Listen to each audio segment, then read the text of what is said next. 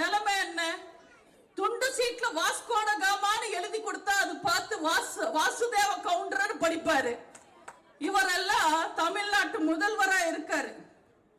பெண்களை சகோதரியா பாருங்க, வயசானவங்கள அம்மா அப்பாவா பாருங்க, டீச்சர்ஸ் தெய்வங்களா பாருங்க, பெண் குழந்தைங்களை தேவதைகளை பாருங்கன்னு சொல்லி கொடுக்க வேண்டிய அரசாங்கம் எங்க பார்த்தாலும் ஸ்டாலின் அப்பாவா பாருங்க, ஸ்டாலின் அப்பாவா பாருங்க, ஸ்டாலின் அப்பாவா பாருங்கன்னு ஒரு பிச்சைக்காரத்தனமான விளம்பரத்தை எடுத்திருக்காங்க.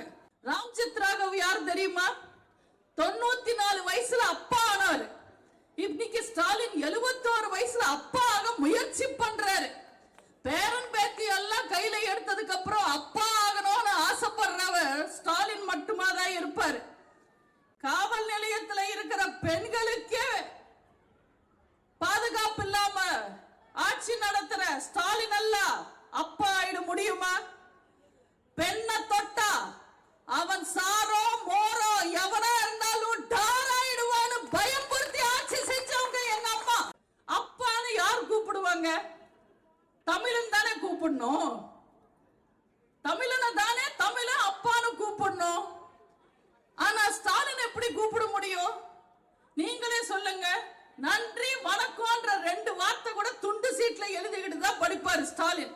ஆனா சமீபத்துல ஒரு மீட்டிங்ல பேரு பெத்த பேரு தாக நீல் லேதுன்னு தெலுங்குலயா மாట్లాடுறாரு. சம்பந்தமே இல்லாம இந்த நியூஸ் எல்லாம் மறையணும்ன்றதுக்காக, இந்த நியூஸ் புதைக்கணும்ன்றதுக்காக ஹிந்தி எதிர்ப்பு போராட்டம்னு ஏதோ ஒரு மூலையில போய் ஹிந்தியை எதிர்த்து போராடுவாங்க. தெரியாம தான் கேட்கிற, ஸ்டாலின் ஹிந்தியை எதிர்க்கிறோம், ஹிந்தியை எதிர்க்கிறோம், ஹிந்தியை எதிர்க்கிறோம் சொல்றாரு. ஸ்டாலினால நாங்க தமிழ வளர்த்தோம்னு சொல்ல முடியுமா? இந்த கொத்தடிமை கும்பலுக்கு அடுத்த தலைவர் வந்துட்டாராமா. சின்னவர் அண்ணா சமைச்ச சோத்த திருடி தின்னவர் உன் தாத்தா, அத நல்லா மின்னவர் உங்க அப்பா. அந்த வகையில வேணும்னா இவர் சின்னவர் ஆவார். மேடைக்கு கிறிஸ்டியன், பிரியாணிக்கு முஸ்லிம், ஓட்டுக்கு ஹிந்துவா மாறுற பச்சோந்தி தான் நம்ம பால்டாயில் பாய் உதயநிதி. நான் தம்பி பால்டாயில்னு கூப்பிட்டா அவருக்கு ரொம்ப கோபம் வருது. என்ன பண்றது? நான் பால்டாயில் அடிச்சாலே கூகுள்ல அவர் போட்டோ தான் வருது. அதை செய்வோம். மக்களை ஏமாத்தி ஆட்சியை பிடிச்ச திமுக மக்களுக்கு எதுவுமே செய்யல. தேர்தல் சமயத்துல நீட் ஒழிக்கிற ரகசியம் எங்களுக்கு மட்டுமே தெரியும்னு பிரச்சாரம் பண்ணாரு உதயநிதி.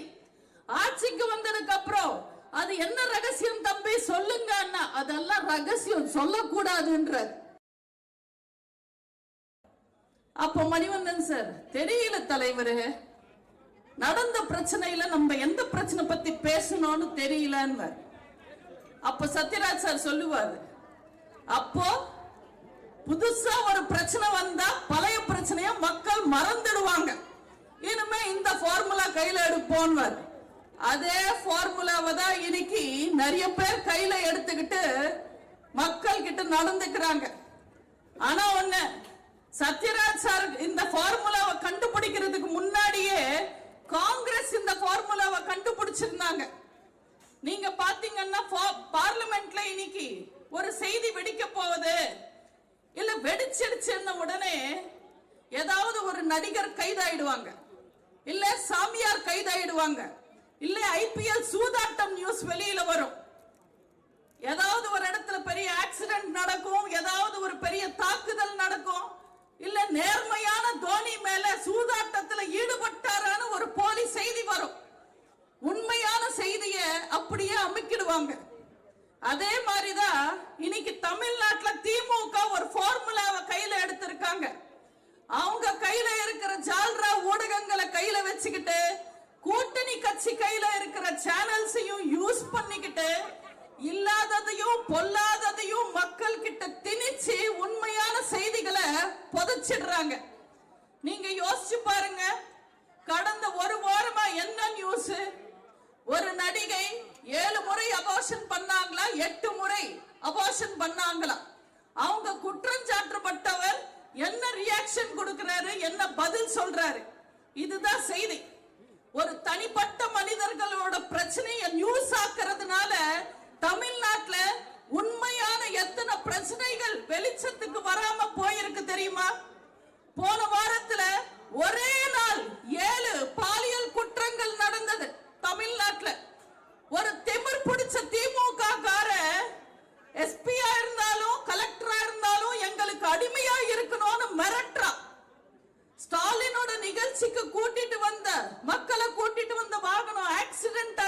நிறைய பேருக்கு படுகாயம். ஆனா இதெல்லாமே நியூஸ்ல வரல. தமிழனோட பிரச்சனை வெளியில வர்றதில்ல, தமிழ்நாட்டோட உரிமைகள் பறிக்கப்பட்ட வெளிச்சத்துக்கு வர்றதில்ல. தேவையில்லாத நியூஸ் எல்லாம் பேசிக்கிட்டு பிரேக்கிங் நியூஸ் ஆக்குறாங்க. இன்னைக்கு தேவையில்லாத நியூஸ் எல்லாம் பிரேக்கிங் நியூஸ் போட்டு மக்களை பிரேக்கிங் நியூஸ் பிரியர்கள் ஆயிட்டாங்க. மக்கள் எல்லாரும் உண்மையான நேர்மையான செய்திகளை உங்களுக்கு முடிஞ்ச வரைக்கும் Facebookல கொண்டு வாங்க. இப்போ உங்க எல்லார் கையிலுமே போன் இருக்கும். நடக்கிற அநியாயங்களை தைரியமா நீங்களே போட்டோ எடுத்து போடுங்க. உங்க கருத்துக்களை பதிவு பண்ணுங்க. ஊடகங்களும் இப்பதான் மனசாட்சியோட நடந்துக்கிறாங்க. தேர்தல் வரும், இந்த சர்வாதிகார ஆட்சி முடியும், நிச்சயமா முடியும். சர்வாதிகாரம் என்ன? மக்களுக்கு வெளி உலகம் பத்தி தெரியாம நாட்டுல நடக்கிற உண்மை நிலவரங்களை மறைச்சிட்டு மக்களுக்கு ஒரு ஆட்சியை கொடுத்து அந்த ஆட்சியை எதிர்த்து கேள்வி கேட்கிறவங்க மேல ஏதாவது ஒரு கேஸ் போட்டு ஜெயில போடுறது ஆட்சிக்கு பேர் சர்வாதிகாரம். ஹிட்லர்ல இருந்து இடியமன் வரைக்கும் சிங்கிள் சர்வாதிகாரியா தான் இருந்தாங்க. ஆனா இந்த ஸ்டாலின் மட்டும்தான் குடும்ப சர்வாதிகாரத்தோட ஆட்சியை நடத்துறாங்க. இந்த ஸ்டாலின் பத்தி எல்லாம் நம்ம என்னன்னு பேசுறது? உங்க எல்லாருக்கும் நார்த் கொரியா அதிபர் தெரியுமாமா? கிம் ஜோங் உன், வட கொரியா அதிபர். அவரு ஒரு பிரஸ் மீட்ல பேசியிருக்காரு. மக்களை திசை திருப்புறதுக்காக வட கொரியா பெரிய இடம்னு நிரூபிச்சுக்கிறதுக்காக அவரே ஒரு பிரஸ் மீட்ல பேசுறாரு. நாங்க சூரியனுக்கு ராக்கெட் விட போறோம். அவருக்கு பயந்து எதிர்த்து கேள்வி கேட்க முடியாம வந்த ரிப்போர்ட்டர்ஸ் எல்லாம் கை தட்டிட்டு இருந்தாங்க. ஆனா மனசாட்சியோட இருக்கிற ஒரு ரிப்போர்ட்டர் எழுந்து, என்ன சார் இது, சூரியன் கிட்ட எப்படி போவீங்க, வெப்பத்துக்கு அது பொசுக்கிடுமே உங்களை, இந்த மாதிரி முட்டாள்தனமா எதுக்கு பேசுறீங்கன்னு ஒரு ரிப்போர்ட்டர் கேட்பாரு. அந்த ரிப்போர்ட்டரை கொஞ்ச நேரம் உத்து பார்த்த அதிபர் கிம், நாங்க என்ன முட்டாள்னு நினைச்சியா? நாங்க பகல்ல அனுப்ப மாட்டோம் சூரியன் கிட்ட, ராத்திரி நேரத்துல அனுப்புவோம் சூரியன் கிட்டன்னு சொன்னாரு. இது நான் காமெடிக்கு சொல்லல, இது உண்மை. நீங்க இன்டர்நெட்ல போய் தேடி பார்த்தீங்கன்னா இது கிடைக்கும். இதே பெரிய முட்டாள்தனம். அதை விட முட்டாள்தனமான ஆட்சி தான் இன்னைக்கு தமிழ்நாட்டில் நடக்குது. நான் ஏதோ காமெடிக்காக இல்ல விமர்சிக்கணும்ன்றதுக்காக எல்லாம் நான் பேசலைங்க. யூடியூப்ல போய் ஸ்டாலின் அட்டகாசங்களை நீங்க போட்டு பாருங்க, நிறைய வீடியோஸ் வரும். அப்படி நான் பார்த்து ரசிச்ச சில விஷயங்களை தான் உங்களுக்கு சொல்றேன். சமீபத்தில் ஸ்டாலின் ஒரு இடத்துக்கு போயிருக்காரு. அங்க உட்கார்ந்து ஒரு தம்பியை பார்த்து, தம்பி நல்லா இருக்கீங்களா, உங்க பின்னாடி நிக்கிற பொண்ணு யாருன்னு கேட்பாரு. என் பொண்டாட்டிங்கன்னு சொல்லுவாரு. அப்படியா, கல்யாணம் ஆயிடுச்சான்னு கேட்பாரு. இது அந்த மாதிரி ஒரு புத்திசாலி முதல்வர் தான் தமிழ்நாட்டை ஆள்றாரு. ஒரு நாள் பதனி குடிச்சிட்டு இவ்வளவு ஸ்வீட்டா இருக்கு, இதுல நீங்க சக்கரை கலப்பீங்களான்னு பேசுறாரு. இவரெல்லாம் எப்படி முதல்வர் ஆனாரு? 87 + 9 107ன்னு கணக்கு சொல்றாரு மேடையில. அதெல்லாத்தையும் விட சங்கிலி பருப்பு, செயின் அறுப்பு, இப்படி இஷ்டத்துக்கு ஏதோ பேசுறாரு. இவரெல்லாம் தமிழை காப்பாத்துவாரா, தமிழனை காப்பாத்துவாரா, தமிழ்நாட்டை காப்பாத்துவாரா? அவரை காப்பாத்துறதுக்கு அடுத்த தேர்தல்ல யார் இருக்காங்கன்னு தெரியல. ஒரு முதல்வர் பத்தி இப்படி பேசுறதுக்கு எனக்கு வெக்கமா வேதனையா தான் இருக்கு. ஏன்னா தமிழ்நாட்டுல எந்த மாதிரி முதல்வர்கள் ஆட்சி செஞ்சிருக்காங்க? எந்த பள்ளிக்கூடத்துக்கும் போகாம, கல்லூரிக்கு போகாம, படிக்காம, வெறும் மக்களை மட்டுமே படிச்சு நல்லாட்சி தந்த கர்ம வீரர் காமராஜர் ஆட்சி செஞ்ச ஊரு. மக்களுக்காக மக்களாட்சி நடத்தின புரட்சி தலைவர் முதல்வராக இருந்த ஊரு. மக்களால் நான், மக்களுக்காகவே நான் வாழ்ந்த மறைஞ்ச புரட்சி தலைவி ஆண்ட ஊரு. ஆனா இன்னைக்கு தமிழ்நாட்டு முதல்வரோட நிலைமை என்ன? துண்டு சீட்ல வாஸ்கோட காமான்னு எழுதி கொடுத்தா அது பார்த்து வாசுதேவ கவுண்டர் படிப்பாரு. இவரெல்லாம் தமிழ்நாட்டு முதல்வரா இருக்காரு. பெண்களை சகோதரியா பாருங்க, வயசானவங்கள அம்மா அப்பாவா பாருங்க, டீச்சர்ஸ் தெய்வங்களா பாருங்க. பெண் குழந்தைங்களை தேவதைகளை பாருங்கன்னு சொல்லி கொடுக்க வேண்டிய அரசாங்கம் எங்க பார்த்தாலும் ஸ்டாலின் அப்பாவா பாருங்க, ஸ்டாலின் அப்பாவா பாருங்க, ஸ்டாலின் அப்பாவா பாருங்கன்னு ஒரு பிச்சைக்காரத்தனமான விளம்பரத்தை எடுத்திருக்காங்க. நீங்களே சொல்லுங்கம்மா, எல்லா பிச்சைக்காரங்களும் என்னன்னு கூப்பிடுவாங்க? அம்மா தாயே பிச்சை போடுன்னு கேட்பாங்க. அப்பா தகப்பா பிச்சை போடுன்னு எவனாவது கேட்பானா? ஏன்னா பிச்சைக்காரனுக்கு கூட தெரியும், கொடுக்கிற மனசு அம்மாக்கு தான் இருக்கும், அன்பு இருக்கும், கருணை இருக்கும், பசி போக்குற குணம் இருக்கும், மனசு இருக்கும்னு. பிச்சைக்காரனுக்கு இருக்கிற அறிவு கூட ஸ்டாலினுக்கு இல்லாம போயிடுச்சு. அம்மாக்கு இன்னொரு பேர் பொறுமை, அப்பனுக்கு என்ன தெரியும் அருமைன்னு சொல்லுவாங்க. இந்த அப்பா கேரக்டர் திடீர்னு எப்படி ஃபார்ம் ஆச்சுன்னு தெரியல. இந்த சூறாவளி புயல் எல்லாம் திடீர்னு ஃபார்ம் ஆகுற மாதிரி இவர் திடீர்னு அப்பா ஆகணும்னு நினைச்சிட்டாரு. ஏன்னா ஸ்டாலினுக்கு ஒரு வாழ்க்கை வரலாறு எழுதுனா அவர் சொல்லிக்கிற மாதிரி சாதனை எதுவுமே கிடையாது. ஒரே ஒரு சீரியல்ல நடிச்சிருக்காரு. அந்த சீரியல்ல நடிச்சது கூட சாதனையா சோதனையான்னு நீங்க தான் சொல்லணும். அதனால புதுசா ஏதாவது சாதிச்சிடலான்னு நினைச்சாரு. இந்த சாதனையில ராம்ஜித் ராகவன்றவர் முதல் இடம். இப்போ ஸ்டாலின் சாதிச்சா அவர் 2ஆம் இடம். ராம்ஜித் ராகவ் யார் தெரியுமா? 94 வயசுல அப்பா ஆனவர். இன்னைக்கு ஸ்டாலின் 71 வயசுல அப்பா ஆக முயற்சி பண்றாரு. பேரன் பேத்தி எல்லாம் கையில எடுத்ததுக்கு அப்புறம் அப்பா ஆகணும்னு ஆசைப்படுறவர் ஸ்டாலின் மட்டுமா தான் இருப்பாரு. இந்த துண்டு சீட்டு முதல்வர் ஸ்டாலினுக்கு ஒன்னு சொல்ல விரும்புறேன். தமிழ்நாட்டில் ஒரே ஒரு தந்தை பெரியார், ஒரே ஒரு அண்ணா அறிஞர் அண்ணா, இந்தியாவுக்கு ஒரே ஒரு தாத்தா காந்தி தாத்தா, ஒரே ஒரு மாமா நேரு மாமா, ஒரே ஒரு தெய்வம் இதய தெய்வம் புரட்சி தலைவர், ஒரே ஒரு அம்மா எங்க இதய தெய்வம் புரட்சி தலைவி அம்மா. மக்களே மனசார கூப்பிட்டா அது பட்டம், அமைச்சருங்களை வச்சுக்கிட்டு கூப்பிட வச்சா அது மட்டம். இது கூட ஸ்டாலினுக்கு தெரிய மாட்டேங்குது. இதுல ஸ்டாலின் சொல்றாரு, நான் போற இடத்துல எல்லாம் மீட்டிங்ல எல்லாம் மக்கள் என்ன பார்த்து அப்பா அப்பான்னு கூப்பிடுறாங்கன்னு. கூட்டத்தில இருந்து எவனோ ஒருத்தன் டோப்பா டோப்பான்னு கத்திருக்கா, இவர் அப்பா அப்பான்னு கேட்டிருக்கு. கூட்டிட்டு வந்தவங்க தான் கூறாங்கன்னா கூட நிக்கிறவனுக்கு எங்க போச்சு அறிவு? இதுல சேகர் பாபு சவால் விடுறாரு, தமிழ்நாட்டையே நாங்க அப்பான்னு கூப்பிட வைப்போன்னு. எங்க கூப்பிட்டு பாருங்க. அப்பாலே போ சாத்தானே, அப்பா அண்ணா ஸ்டாலின் ரெண்டும் ஒரே மாதிரி தான் இருக்கும். இவங்களுக்கெல்லாம் யார் ஐடியா கொடுத்தாங்கன்னு தெரியல. எவனோ ஒருத்தன் உசுப்பேத்திருக்கா ஸ்டாலின.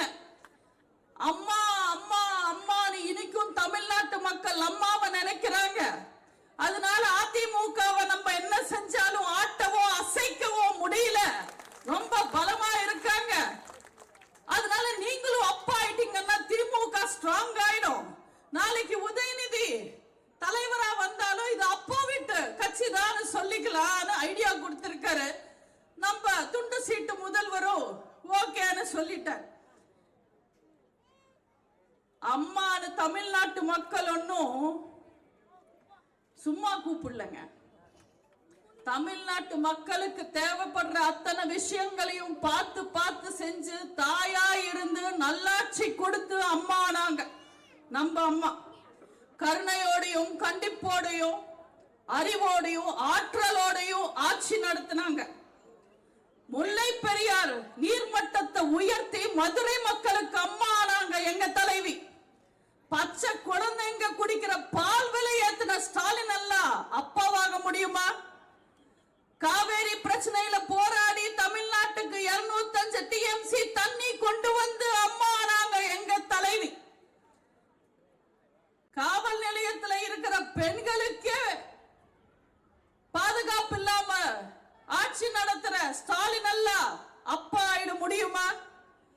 பெண்ணை தொட்டா அவன் சாரோ மோரோ எவனா இருந்தாலும் டாராயிடுவான்னு பயம்படுத்தி ஆட்சி செஞ்சவங்க எங்க அம்மா, எங்க தலைவி. பாலியல் குற்றவாளி கூட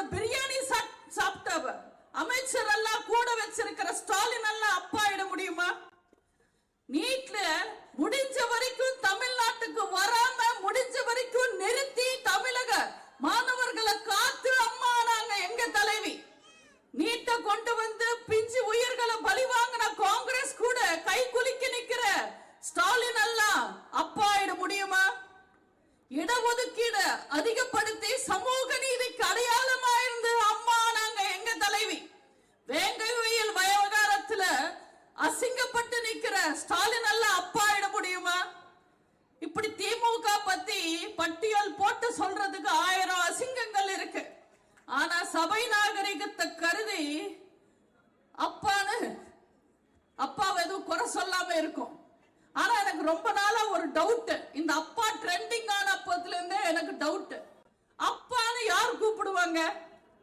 தமிழன் தானே கூப்பிடணும். தமிழனை தானே தமிழ அப்பான்னு கூப்பிடணும். ஆனா ஸ்டாலின் எப்படி கூப்பிட முடியும்?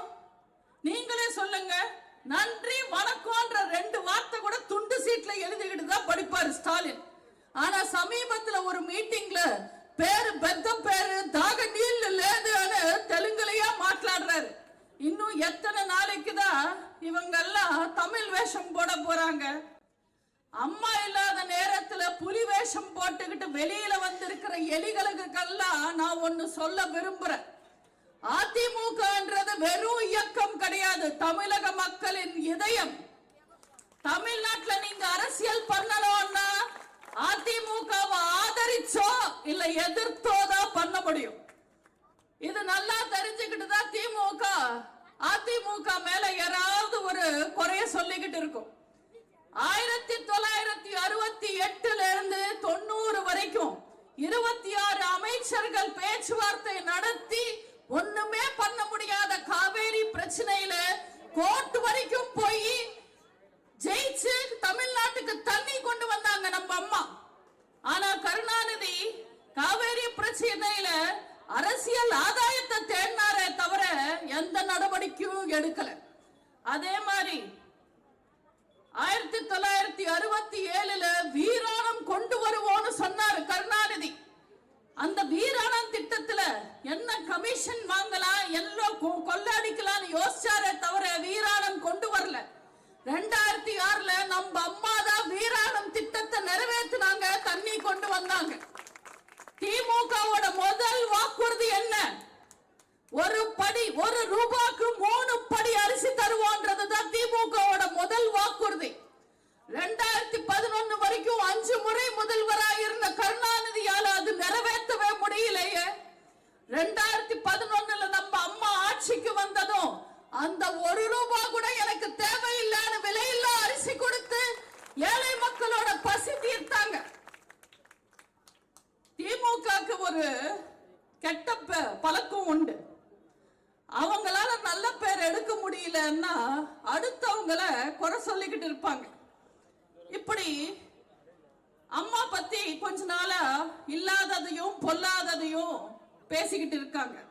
உங்க எல்லாருக்கும் நல்லா தெரியும், அம்மா 1961 இருந்து 80 வரைக்கும் 127 படங்கள் நடிச்சாங்க. உச்சத்துல கதாநாயகியா இருந்தாங்க. அம்மா கிட்ட இல்லாத சொத்தா, பணமா, வசதியா? அவங்கள பார்த்து என்னெல்லாம் பேசுறாங்க? ஆட்சிக்கு வந்ததும் சம்பாதிக்கிறதும் சொல்றதும் திமுகவோட வேலை, அது அதிமுகவோட வேலை இல்ல. 127 படங்கள் நடிச்ச அம்மா எங்க? வெறும் 75 படங்களுக்கு வசனம் எழுதின கருணாநிதி எங்க? கருணாநிதி குடும்பத்துக்கு எங்கேந்து வந்தது இவ்வளவு பணம்? நீங்களே சொல்லுங்க. ஹீரோயினா நடிச்சவங்களுக்கு அதிக சம்பளமா இல்ல வசனகர்த்தாக்கு அதிக சம்பளமா? ஏழை குடும்பமா இருந்த கருணாநிதி குடும்பம் இன்னைக்கு தமிழ்நாட்டையே சொந்தம் கொண்டாடுது. இந்த அளவுக்கு அவங்க எப்படி சம்பாதிச்சாங்க? நீங்களே யோசிச்சு பாருங்க. கருணாநிதி விட பெரிய எழுத்தாளர் கண்ணதாசன் ஐயா, கருணாநிதி விட ஈவிகே சம்பத் பெரியாருக்கும் அண்ணாவுக்கும் நெருக்கமானவர், திமுக மூத்தவர். கருணாநிதியை வச்சு படம் எடுத்த ஏவிஎம் செட்டியார் அந்த காலத்திலேயே கோடீஸ்வரர், உதவி செஞ்ச புரட்சி தலைவர், உச்ச நடிகர். இன்னைக்கு அந்த கண்ணதாசன் குடும்பம், ஈவிகேஎஸ் குடும்பம், பெரியார் குடும்பம், அண்ணா குடும்பம், ஏவிஎம் செட்டியார் குடும்பம் எங்க இருக்கு? கோபாலபுரம் குடும்பம் எங்க இருக்கு? என்ன ஆஸ்தி, அந்தஸ்து, அதிகாரத்தோட அவங்க வாழ்றாங்க? எங்கேந்து வந்தது இவ்வளவு சொத்து? பணமே வாங்காம புரட்சி தலைவரும் புரட்சி தலைவி அம்மாவும் சம்பளம் வாங்காம ஓசியில படம் நடிச்சு கொடுத்தாங்க, எங்கள் தங்கம் படம். அது சூப்பர் ஹிட் ஆனதுனால இந்த கருணாநிதி குடும்பம் திவாலா ஆகாம இன்னைக்கு இருக்காங்க. இவங்க எல்லாரும் அம்மாவை பத்தி பேசலாமா? எப்படி வந்தது இத்தனை லட்சம் கோடி? எப்படி வந்தது? கருணாநிதிக்கும் அவர்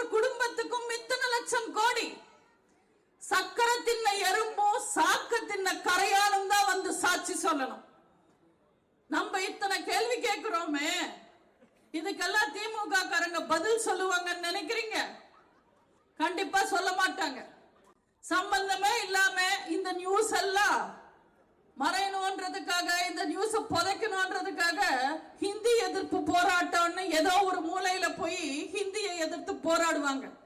தெரியாம தான் கேட்கிற, ஸ்டாலின் ஹிந்தியை எதிர்க்கிறோம், ஹிந்தியை எதிர்க்கிறோம், ஹிந்தியை எதிர்க்கிறோம் சொல்றாரு.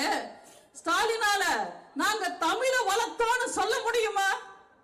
கருணாநிதி கனிமொழியை தவிர எந்த மொழியையும் வளர்க்கல, அந்த கனிமொழியையும் ஸ்டாலின் வளர்க்கல. தமிழே தெரியாத ஒருத்தர் தமிழ் மொழிய வளர்க்க போறாரா? நேத்து சிவகாசியில மீட்டிங், சிவகாசிக்கு போயிட்டு வர அங்க ஒரு போஸ்டர் பார்த்தேன். எங்கள் மாமன்னரேன்னு எழுதுறதுக்கு பதிலா திமுக கார எங்க மாமனாரேன்னு போஸ்டர் அடிச்சிருக்கான். முதல்ல திமுக காரனுக்கு தமிழ் கத்து கொடுக்க சொல்லுங்க, அதுக்கப்புறம் இவங்க வந்து தமிழ்நாட்டு மக்களுக்கு கத்து கொடுக்கலாம். இந்த கொத்தடிமை கும்பலுக்கு அடுத்த தலைவர் வந்துட்டாராமா. சின்னவரா? சின்னவர். அண்ணா சமைச்ச சோத்த திருடி தின்னவர் உன் தாத்தா, அத நல்லா மின்னவர் உங்க அப்பா. அந்த வகையில வேணும்னா இவர் சின்னவர் ஆவார். இந்த சின்னவர் கிட்ட பத்திரிகை நண்பர்கள் போய் மைக்கு நீட்டினா, எனக்கு மதம் எல்லாம் பெரிய விஷயம் இல்ல, எனக்கு எல்லா மதமும் சம்மதம்னு பேசுவாரு. ஆனா கிறிஸ்துமஸ் விழாக்கு போனா நான் கிறிஸ்டியனா இருக்கிறதே பெருமைன்னு பேசுவாரு. அதே ரம்ஜான் நோன்பு நிகழ்ச்சிக்கு போனா நான் இஸ்லாமியர்களின் சகோதரன், நான் நாகூர் ஹனீஃபா மடியில தான் வளர்ந்தேன்னு பேசுவார். அதே தேர்தல் சமயத்துல எங்களுக்கு ஹிந்து மதம் மேல பற்று இருக்கு, எங்க அம்மா கோவில் கோவிலா போவாங்க, நாங்க நிறைய கும்பாபிஷேகம் பண்ணிருக்கோம்னு பேசுவாங்க. இப்படி மேடைக்கு கிறிஸ்டியன், பிரியாணிக்கு முஸ்லிம், ஓட்டுக்கு ஹிந்துவா மாறுற பச்சோந்தி தான் நம்ம பால் டாயில் பாய் உதயநிதி. நான் தம்பி பால் டாயில்னு கூப்பிட்டா அவருக்கு ரொம்ப கோபம் வருது.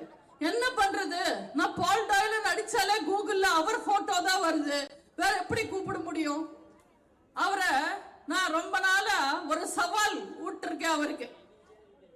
நீட்டு ரகசியத்திலிருந்து உங்க குடும்பம் ரகசியம் வரைக்கும் விவாதிக்க தயாரா? ஒரே மேடையில நேருக்கு நேர் விவாதிப்போன்னு. உங்க கூட விவாதிக்கிறதுக்கெல்லாம் எங்க தலைவர் எல்லாம் தேவையில்லை, நான் போதும், வாங்க விவாதிக்கலாம்னு கூப்பிடுறேன். யாரோ சூடு சொர்ணம் இருக்கிற திமுக காரன் போய் உதயநிதி கிட்ட கேட்டிருக்காரு, இப்ப விந்தி அப்படி கூப்பிடுறாங்களே, நீங்க போய் பேசலாமே, பதில் சொல்லலாமேன்னு.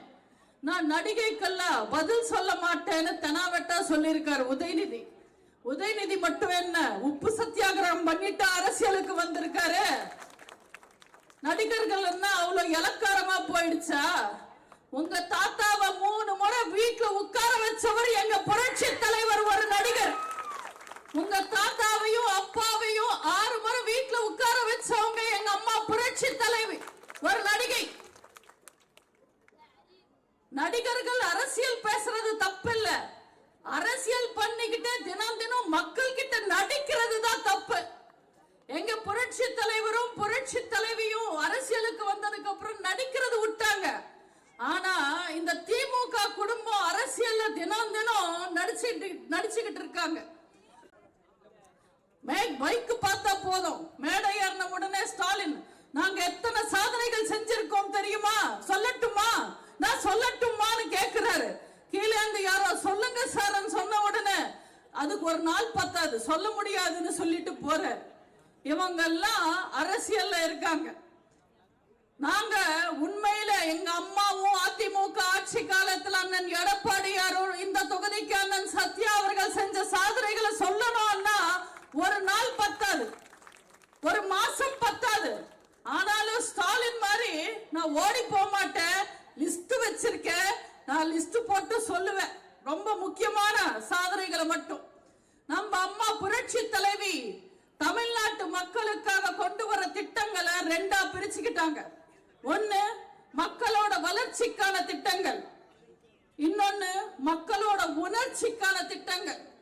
மக்களோட வளர்ச்சிக்கான திட்டங்கள், தமிழ்நாட்டுல லாட்டரிய ஒழிச்சாங்க நம்ம அம்மா. மகளிருக்கு அனைத்து மகளிர் போலீஸ் ஸ்டேஷன் கொண்டு வந்தாங்க நம்ம அம்மா. அம்மா சிமெண்ட், அம்மா குடிநீர், அம்மா உப்பு, அம்மா உணவகம்னு மக்களுக்கு பார்த்து பார்த்து செஞ்சாங்க நம்ம அம்மா.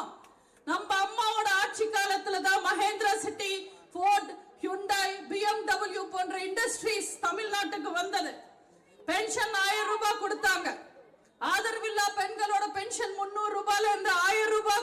உயர்த்தினாங்க. கர்ப்பிணி பெண்களுக்கு நிதி உதவி 12,000 ரூபாயில இருந்து 18,000 ரூபாய் உயர்த்தினாங்க. தீயணைப்பு துறையில பெண்களை கொண்டு வந்தாங்க. மழைநீர் சேமிப்பு கொண்டு வந்தாங்க. மினி பஸ் கொண்டு வந்தாங்க. 2011 இருந்து 2016 வரைக்கும் தொடக்க பள்ளியில உயர்நிலை பள்ளியா மாத்தினாங்க.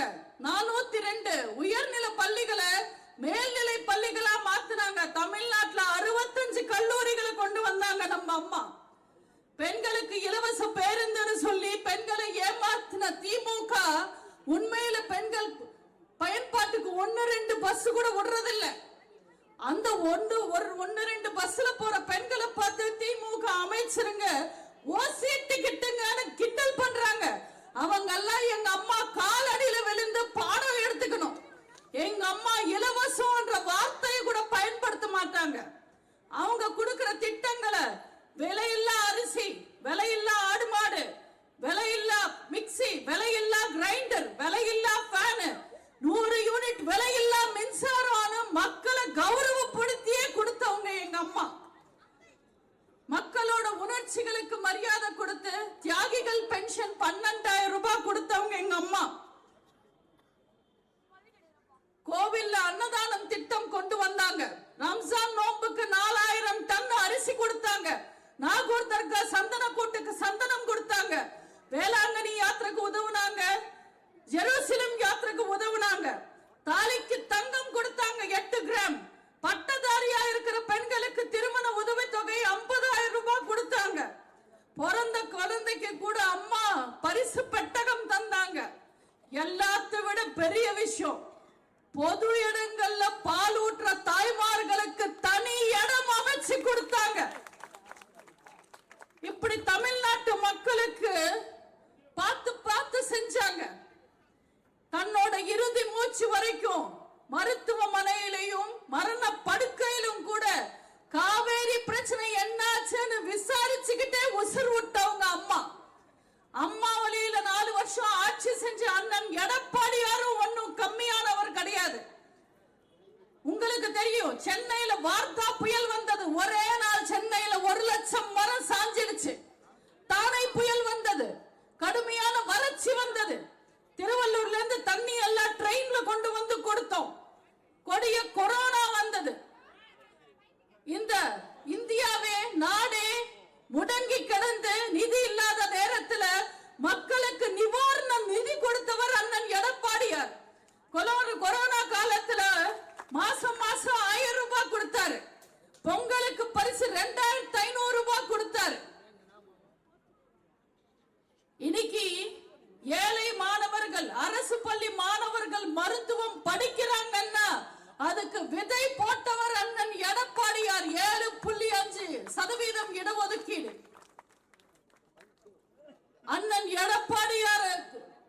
எடப்பாடியார் அவர்களையும் அதிமுகவையும் குறை சொல்ற அளவுக்கு திமுக என்ன செஞ்சிருக்காங்க தமிழ்நாட்டுக்கு? இன்னைக்கு உண்மையில தமிழ்நாட்டு நிலவரம் என்ன? அண்ணல் அம்பேத்கர் சொல்லுவாரு, ஒரு சமூகத்தின் வளர்ச்சி அந்த சமூகத்துல வாழ்ற பெண்களோட வளர்ச்சியை வச்சுதான் கணக்கு போட முடியும். உண்மையில தமிழ்நாட்டு பெண்கள் என்ன வளர்ச்சி அடைஞ்சிருக்காங்க இந்த 4 வருஷத்துல? 10 வருஷம் அதிமுக ஆட்சி காலத்துல பெண்கள் எவ்வளவு நிம்மதியா பாதுகாப்பா இருந்தாங்க. இந்த திருட்டு திமுகவோட ஆட்சி காலத்துல பெண்கள் எப்படி இருக்காங்க? பல் முளைக்காத பச்சை குழந்தை கிட்ட இருந்து பல்லு விழுந்த பாட்டி வரைக்கும் எல்லா குற்றங்களும் நடக்குது. இந்த 4 வருஷத்துல மட்டும் பெண்களுக்கு எதிரான குற்றங்கள், போக்சோ வழக்குகள் எத்தனை தெரியுமா? 20,000 போக்சோ வழக்கு பதிவாயிருக்கு. பெண்களுக்கு எதிரான குற்றங்கள். இது திமுகவே கணக்குல கொடுத்த கணக்கு. அதாவது பெண்கள் தைரியமா போலீஸ் ஸ்டேஷனுக்கு வந்து கம்ப்ளைண்ட் கொடுத்து பாதிக்கப்பட்டவங்க எஃப்ஐஆர் போட்ட கேஸ் மட்டும் 20,000 4 வருஷத்துல. அப்போ வெளிச்சத்துக்கு வராம எத்தனை பெண்கள் கஷ்டப்படுறாங்க, எத்தனை குற்றங்கள்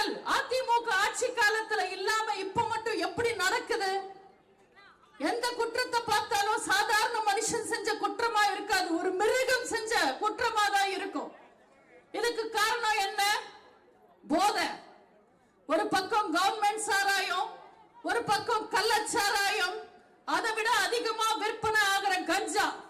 இன்னைக்கு தமிழ்நாட்டில் கடலை மிட்டாய் மாதிரி சுலபமா கிடைக்கிற விஷயம் கஞ்சா. இந்த கஞ்சாவும் போதையும் தமிழ்நாட்டு பெண்களையும் தமிழக குழந்தைகளையும் மொத்தமா அழிச்சிடுறாங்க. முறத்தை வச்சு புலிய விரட்டின சரித்திரம் இருக்கு தமிழ்நாட்டு பெண்களுக்கு. ஆனா உண்மையில இன்னைக்கு தமிழ்நாட்டு பெண்களோட நிலைமை என்ன? 1000 ரூபாய் தருவோம்னு சொல்லி பெண்களை ஏமாத்தி ஆட்சிக்கு வந்தாங்க திமுக. உண்மையில இன்னைக்கு திமுக ஆட்சியில இருக்குன்னா அது தமிழக பெண்கள் போட்ட பிச்சை. ஆனா திமுக என்னமோ திமிர் பிடிச்சு போய் அவங்க 1000 ரூபாய் உங்களுக்கு பிச்சை போடுறாங்கன்னு நினைக்கிறாங்க. தயவு செஞ்சு அந்த திமிர் பிடிச்ச திருட்டு திமுகவை இனிமே நம்பாதீங்க. எலெக்ஷன் வரப்போகுது, விதவிதமா விளம்பரம் கொடுப்பாங்க, விதவிதமா டிராமா போடுவாங்க. தயவு செஞ்சு அவங்கள பார்த்து நம்பாதீங்க. அவங்களோட விளம்பரங்களுக்கு விலை போகாதீங்க. இலவசங்களை நம்பாதீங்க, விலை போகாதீங்க. தயவு செஞ்சு தமிழக மக்கள் நல்லா இருக்கணும்னா எப்ப தேர்தல் வந்தாலும் ரெட்டாலுக்கு ஓட்டு போடுங்க. நான் ஒவ்வொரு மேடையிலையும் சொல்லுவேன். ஆனா எனக்கு பதிலா அண்ணன் சொன்னாரு, திமுகவுக்கு ஓட்டு போடுறதும் குரங்குக்கு கோட்டு போடுறதும் ஒண்ணுதான், சுத்தமா பிரயோஜனமே இல்லை. ஜெயலலிதா எனும் நான், அந்த ஒரு வார்த்தை எத்தனை பேருக்கு உற்சாகத்தை ஊற்ற மந்திர சொல்லு தெரியுமா? மக்களால் நான், மக்களுக்காகவே நான் வாழ்ந்து வரலாறானவங்க நம்ம அம்மா புரட்சி தலைவி. அம்மா ஒரு இடத்துல சொல்லிருப்பாங்க, எங்க அம்மா அப்பா வச்ச பேர் ஜெயலலிதான்றது மறந்து போய் அடையாள பேரான அம்மாவாவே நான் மாறிட்டேன். இது உண்மை. கடைசி மூச்சு வரைக்கும் தமிழ்நாட்டு மக்களுக்காக வாழ்ந்தாங்க. அதிமுகன்றது சாதாரண இயக்கம் கிடையாது. அம்மா அதிமுக தலைவரா வந்ததுக்கு அப்புறம் எத்தனையோ வேதனைகளையும் சோதனைகளையும் சந்திச்சாங்க. ஆனாலும் உறுதியா இருந்து, உண்மையா இருந்து, நேர்மையா இருந்து 1000 விழுதுகளோட நிக்கிற மிகப்பெரிய ஆலமரமா வளர்த்துட்டு போயிருக்காங்க அம்மா. அரசியல் ரொம்ப ஈஸின்னு நினைச்சுக்கிட்டு இன்னைக்கு நிறைய பேர் அரசியலுக்கு வராங்க. அரசியல் ஒன்னும் ஈஸி கிடையாது. இங்க நிறைய ஆபத்து இருக்கு. அதுலயும் அரசியல்ல இருக்கிற பெண்களுக்கு நிறைய ஆபத்து இருக்கு, நிறைய அவமானங்கள் இருக்கு. அப்படிப்பட்ட அரசியல்ல ஒரு உச்சத்தை ஒரு பெண் தொட்டாங்கன்னா அவங்க எத்தனை அவமானங்கள், அடிகள், வேதனைகள் அனுபவிச்சிருப்பாங்கன்னு நீங்க கொஞ்சம் நினைச்சு பார்க்கணும். அது எதுவுமே அவங்களோட சுயநலத்துக்காக இல்ல, மக்கள் நலனுக்காக உறுதியாய் நின்றவங்க எங்க அம்மா. இன்னைக்கும் தமிழ்நாட்டு மக்கள் மனசார அம்மான்னு கூப்பிடுற இடத்தை சம்பாதிச்சு மறைஞ்சவங்க நம்ம அம்மா. ராஜீவ் காந்தி காலத்திலிருந்து ராகுல் காந்தி காலம் வரைக்கும் எத்தனையோ பழந்தின்னு கொட்ட போட்ட ஜாம்பவானுங்களுக்கு சிம்ம சொப்னமா இருந்தவங்க நம்ம அம்மா. சமூக நீதிக்கு அடையாளமா இருந்தவங்க நம்ம அம்மா. மக்களால் நான், மக்களுக்காகவே நான் வாழ்ந்தவங்க நம்ம அம்மா. 10 வருஷம் அதிமுக ஆட்சி காலத்துல, அம்மாவோட ஆட்சி காலத்துல நீங்க எவ்வளவு அமைதியா, நிம்மதியா, சந்தோஷமா இருந்தீங்கன்னு யோசிச்சு பாருங்க. அதிமுக ஆட்சி காலத்துல உங்களுக்கு விலை ஏத்துனாங்களா, வரி ஏத்துனாங்களா? இன்னைக்கு கழுத்துல இருக்கிறது கவரிங் செயினா, உண்மையான தங்க செயினான்னு தெரியாமலே கழுத்தறுத்துடுறாங்க. இலவசங்கள் தேவையில்லை மக்களே, உசுர் இருந்தா போதும் தமிழ்நாட்டு மக்களுக்கு. நீங்க மறுபடியும் பாதுகாப்பா இருக்கணும்னா, தமிழக பெண்களை எவனும் தொடாம இருக்கணும்னா, நம்ம குழந்தைங்களோட எதிர்காலம் நல்லா இருக்கணும்னா, தமிழ்நாட்டு போலீஸ் மீண்டும் ஹீரோ ஆகணும்னா தயவு செஞ்சு ரெட்டாலுக்கு ஓட்டு போடுங்க. அம்மாவை நம்புனா ஆண்டவனை நம்பின மாதிரி நிச்சயமா நம்ம எல்லாரும் நல்லா இருப்போம். எப்ப தேர்தல் வந்தாலும் ரெட்டாலுக்கு ஓட்டு போடுங்க. தொண்டர்களே, 4 வருஷத்துல திமுகவோட சாயம்